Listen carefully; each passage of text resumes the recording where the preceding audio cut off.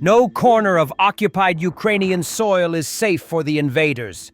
Another devastating strike has been reported, this time near Bohdanivka in occupied Luhansk, where Ukrainian drones pierced the heart of Russia's 75th Motorized Division of the 18th Army. The Ukrainian General Staff confirmed the destruction of two major Russian logistics hubs in just weeks. On August 29th, a colossal drone depot near Bohdanivka was obliterated, wiping out some 19,000 UAVs alongside critical equipment. Then, on September 18th, an enormous ammunition dump belonging to the same division went up in flames, erasing stockpiles of tank shells, mines, grenades, and vehicles. These blows, precise and devastating, shatter the illusion of security on occupied land. For Russian forces, what once felt like safe rear positions are turning into death traps, consumed by fire and steel from the skies. And satellite images have confirmed the destruction of a regimental ammunition depot of the Russian occupation forces near Bohdanivka in the Luhansk region. The images were published by the analytical Telegram channel Dnipro-Osint.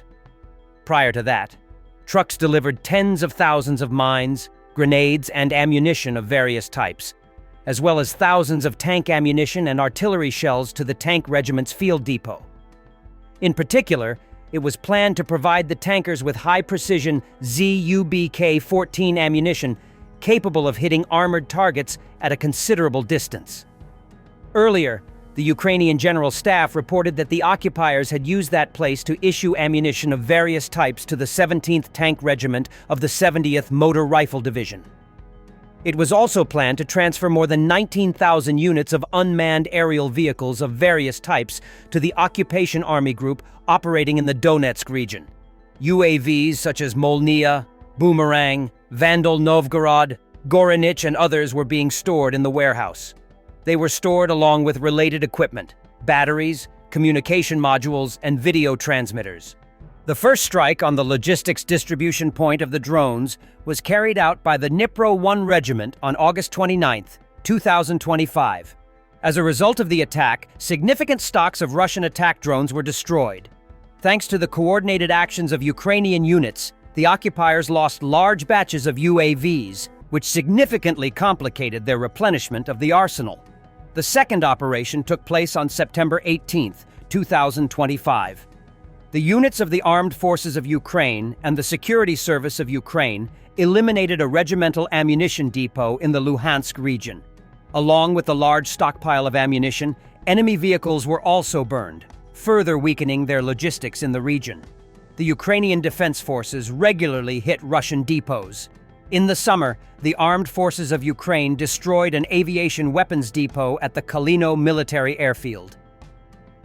A Russian general who had faced growing criticism from pro-war figures over battlefield setbacks in Ukraine was dismissed from military service, Russian media reported over the weekend, citing sources familiar with his removal. Sources told the news agency Tatar Inform that Colonel General Alexander Lapin will take a civilian role as an aide to the head of the Republic of Tatarstan, where he was born. In that post, he is expected to oversee army recruitment, veteran rehabilitation, and support for the families of military personnel. The RBC news outlet, citing its own sources, also reported that Lapin was sacked. Russia's defense ministry has not commented on the reports. Lapin has long been a controversial figure within Russia's military ranks.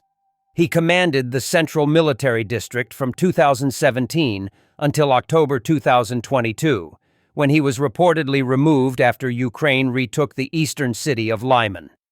The retreat prompted fierce criticism from Chechen leader Ramzan Kadyrov and Yevgeny Prigozhin, the late head of the Wagner mercenary group. In 2023, Lapin was reassigned as Chief of Staff of Russia's ground forces. This summer, he was replaced as commander of the North grouping of troops, which Moscow created in early 2024 after Ukrainian forces staged a surprise offensive in the Kursk region. Pro-war bloggers claimed last month that Lapin had resigned for health reasons. Alaska is truly our historic land. Popular Russian singer, Shaman. At least we know where the next special military operation will be. Alaska is truly historically our territory.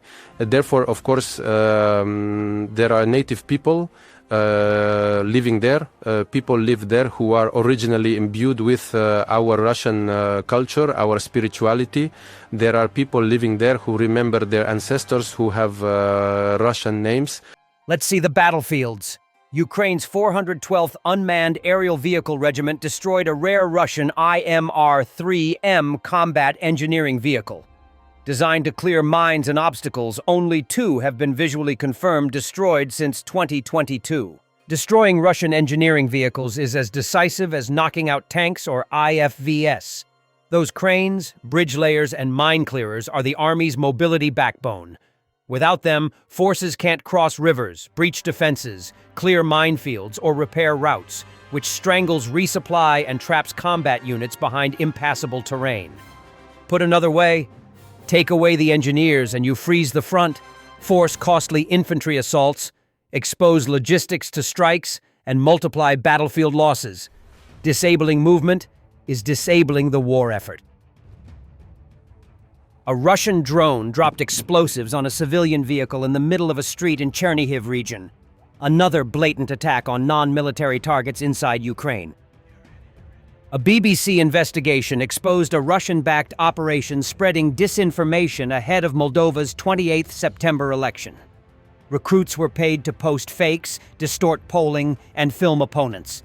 The network is linked to Kremlin-aligned, sanctioned oligarch Elon Shore.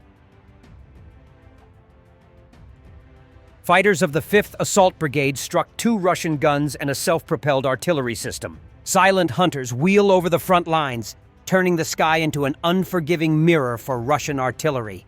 Small, persistent drones patrol suspected firing zones, watching for the flash of a tube or the plume of a launched shell.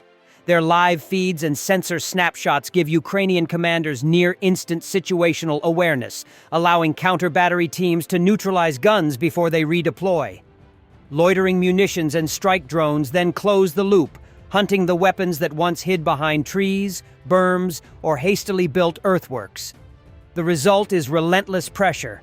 Artillery crews must shoot and flee, supply lines become exposed, and rear areas no longer offer sanctuary. In this cat-and-mouse sky war, persistence, speed, and cheap expendable drones turn detection into destruction and shift the balance of firepower. Footage of a Shahed being shot down with a 20mm Vulcan cannon from a Ukrainian F-16 fighter jet.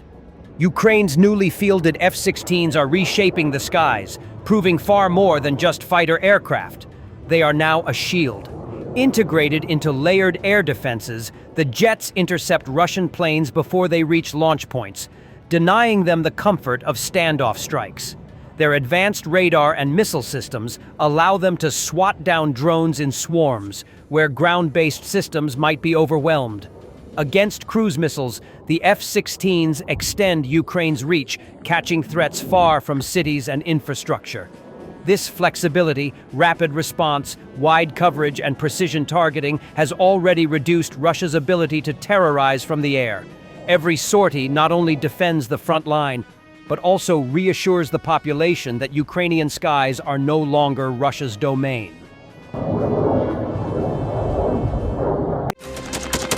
Thanks for watching, and don't forget to subscribe. Also, if you want to support Warthog Defense, please become our member and get early access to new videos, exclusive members-only videos, and become administrator in comments section. The membership link is in the description. Every day. We had a guy last week, it's 6 rescues in 6 days. You know, he's doing the job every day.